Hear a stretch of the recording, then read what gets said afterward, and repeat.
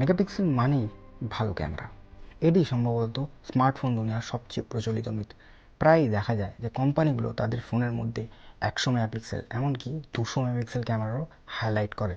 অনেক গ্রাহক মনে করেন যে যত বেশি মেগাপিক্সেল হবে তত ভালো ছবি, কিন্তু বাস্তবটা কি ঠিক উল্টো?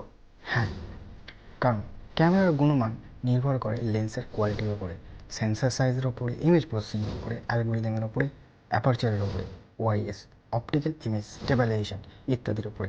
যেমন অ্যাপেলের আইফোন 15 সিরিজের মাত্র 40 মেগাপিক্সেলের ক্যামেরা থাকলেও তার ছবি অনেক অনেক অ্যান্ড্রয়েড ফোনের 200 মেগাপিক্সেলের ফোনকেও হার মানিয়ে দেবে। বেশি ডিজিটাল ও কালার অ্যাকুরেসি ধরে রাখার কারণেই আইফোনের ক্যামেরা ভালো।